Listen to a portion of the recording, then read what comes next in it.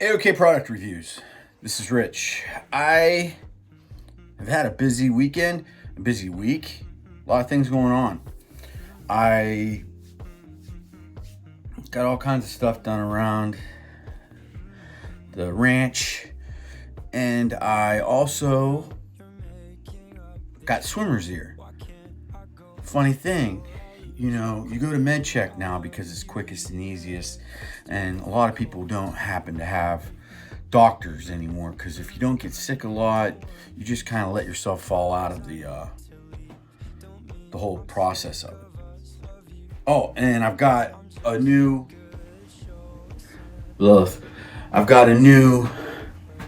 camera setup. It's a gimbal, and I'm trying to learn how to use it. It's kind of complicated. It's kind of neat too, because look, it's following me around like I have a cameraman, and I don't, because that means you have to have somebody else in the studio with you, and I don't like people.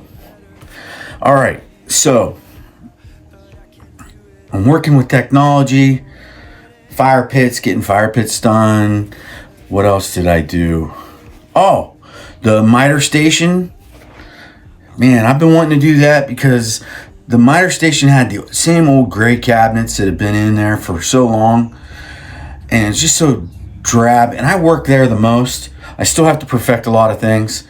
I've got to get the stands that support the wood on the sides figured out, how I want to do that best, but whatever. Joined a gym, joined LA Fitness, my wife and I, and that's kind of cool. You go in there, everybody minds their own business. You can people watch, get on a treadmill. I'm not going to keep track of my weight. I think that works against you more than it helps you. Because if you're just worried about losing weight, you're not paying attention to other gains you might be making. The fact, say you get up in the morning and you're like, okay, I know I lost a pound. You get on the scale and you gain a pound. Now you're like, was it really worth it? Then you totally disregard how you feel, how it made you feel. You woke up, you popped out of bed quicker, you felt better. You may even look in the mirror and say, man, I'm even feeling just a little bit more slender. Stuff like that. I think the weight is a disadvantage to you if you focus too much on that. So I already, of course, when I do stuff like this, I kind of go all in, and I end up looking for all the accessories that you should have if you're working out in the gym. And I found something pretty simple, pretty easy, but it's these. When you go in the gym, you can use their towels, and you can trust that they wash your towels, sanitize everything properly, and do whatever. Well, I don't. So I bought these cool fiber towels. They're not microfiber. They're fiber towels, and they're super absorbent, but yet they don't get like wet and sloppy. It's crazy. And they're super thin, and they're the right size because they're not really big. They have this little button thing here so you can fold them up and roll them up, and you can also button it back up and hang it from your pants or from your bag or whatever you have. I think they're great. They're called, who knows? Here, let me show you. Wow. I don't even know what that means. It's like a different language. Cetian? Action. I like them. So there's that. But yeah, I went to the doctor yesterday because I have swimmer's ear. I get it every year. You'd think I would take better care and like put wax in my ears before I go and clean the pool or swim or something stupid like that. Because it's bad. This time my ear didn't swell up, but all of this started swelling. Inside of my ear swelled up really bad. I thought it was full of water. It wasn't. It was just swole up, so I couldn't hear. So I go to MedCheck. It's quick, it's easy, and it's not bad. It's not bad at all.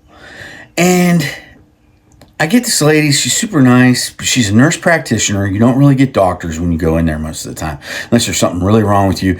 And they got this doctor probably sitting back in a room, and he probably sits in there and smokes cigars and watches TV.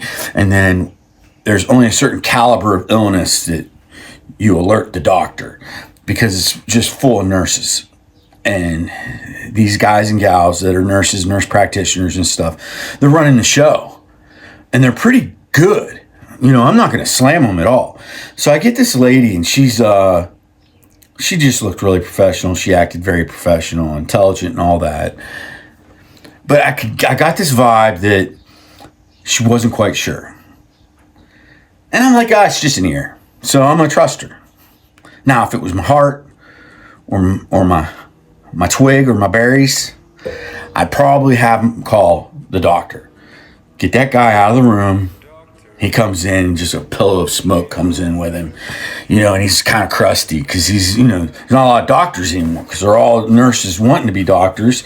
So the doctors just, you know, whatever, you know, so I can only imagine anymore what it's like to get a doctor because it's always nurse practitioners for me. Because I don't have any serious ailments and I should be thankful for that, right?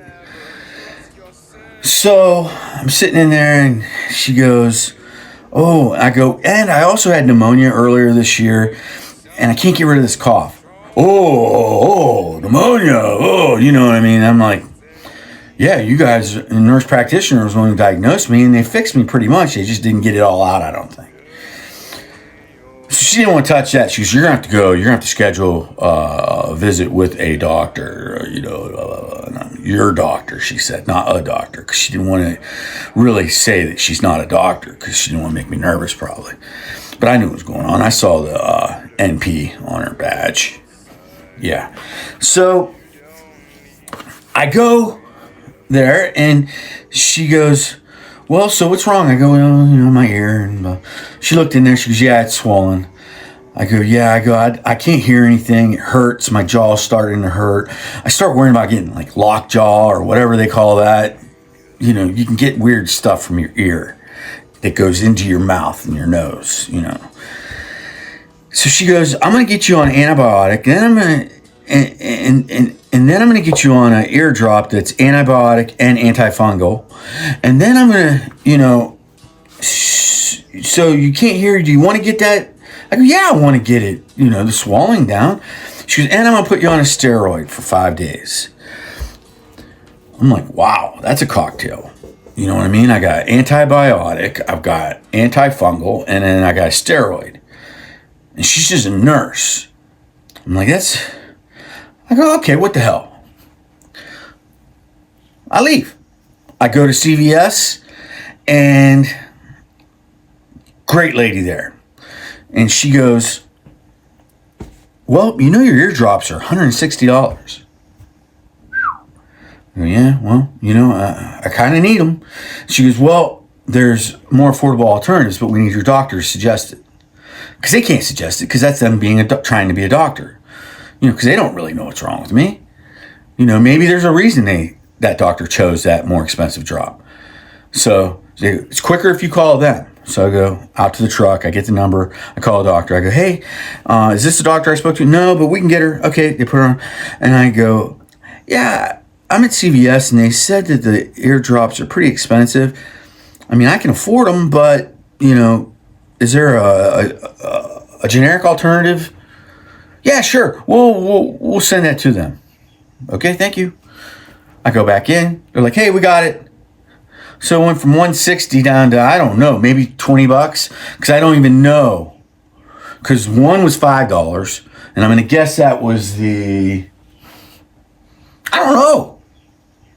I should have probably looked at the itemized receipt. It came out to total of $60. So she saved me just $100 on the overall order just from that, based on that. And then I don't even know what the steroids or the antibiotic cost. The antibiotics, full pills. One of them was $5, but that's just because I have like copay for that specific thing. So that's probably it. And then the steroids is probably $30, and then that new eardrop was $30. It's kind of strange how quick they were able to just go, yeah, sure. So let's get down. I get back. I take 2 of the antibiotics, and I take 2 of the steroid pills, and I put drops in my ear. I go out, I cut the grass. Not even before I'm done cutting the grass, my ear's feeling better. I can slowly hear the motor from the from the mower starting to resonate in my ear. I can hear it. And it's weird because I'm driving and I hear the motor go, I'm like, wow, it's getting better. Feels better. I'm not sore. I had trouble biting down. Went away. I was thinking to myself, should I call this nurse practitioner and give her follow-up feedback? You'd think they would call me. They just sent a human being out with a cocktail of drugs subscribed or prescribed to me by a nurse practitioner. Steroids, antibiotics, antifungal. Ears are pretty important, actually. There's a lot that can go wrong if you don't treat your ear right. I learned these things through this process. So I got an eardrop in there right now. And I make lights. I make like rustic wood custom lighting for people. And I'll make the light, I'll ship it out, and then after 1 month, I don't do it as much now, but I did it a lot for a long time. I'd follow up. I'd send a message through the website and I'd say, hey, how's the light working out for you? Do you enjoy it? Do you appreciate it? Do you still love it? It's great. I hope you love it. If not, tell me what's wrong and I'll fix it. And if you do really love it, I'd really appreciate like a 5-star, not a 5-star, I don't ask for 5-star, but I said I'd really appreciate a review. Reviews are important. If you're starting a small business and you want to be successful, you need to achieve and acquire as many good positive reviews as you possibly can. And by doing that, achieving that is customer service. Now, the reverse flip on that I have for the medical field is it should be the same thing, but you should be worried about your customer that leaves that day with the drugs you prescribed and the illness that they had or still have and wonder, are they okay? Did what I do, did how I treat them, how I prescribe them make them better? And I say this especially for nurse practitioners. You're learning the industry. If you want to be best at what you can do, you need all the feedback you can get. Why would you not call each patient that you treated that day and say, hey, I sent you out of here with a cocktail of 3 drugs. What do you think? How do you think they helped you? Did the swelling go down? Yes. Did the pain go away? Yes. Could you hear better? Yes. Did it make you feel like Superman? Not really. Whatever. You know what I mean? I'd have like 10 important questions I would ask. And, I bet you come to find out, they probably have some kind of like thing where they're not allowed. They're not allowed to do follow-up feedback research. And Lord knows why. Probably because they don't want these people to be too smart. Because imagine the information, imagine the data, the knowledge that a nurse practitioner could collect and amass if they called every person that they treat that day through a week, just through a week, because that person probably sees 20, 30 people a day. Hey, I got this pain in my groin. Hey, I got this ache in my knee. Hey, I've got this swimmer's earache. Hey, I've got a sore throat. Hey, my arm just isn't moving right. And you send them out with some kind of, analgesic, antihistamine, painkillers, whatever, antibiotic, you name it, penicillin, amoxicillin. But now you keep a little record in your book and you're like, okay, so, and then you categorize it. Ears, eyes, nose, knees, elbows, throat. I treated this person with this. They had these symptoms. I prescribed this. I got a call back from CVS on this because I prescribed this drug. This drug was that much less if I prescribed the generic version. Here's the generic version. I can save my people money and I can treat them and make them feel better. And they have that all written down just off of one person. See, I still have that cough. I didn't get that treated because she was scared of that. That's probably what I needed more. I mean, I got another ear.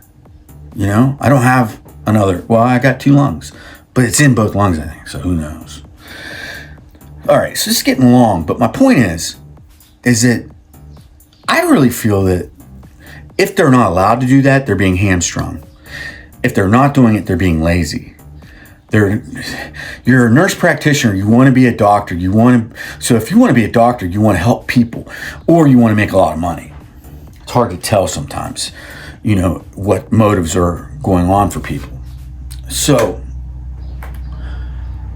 maybe that should be a thing.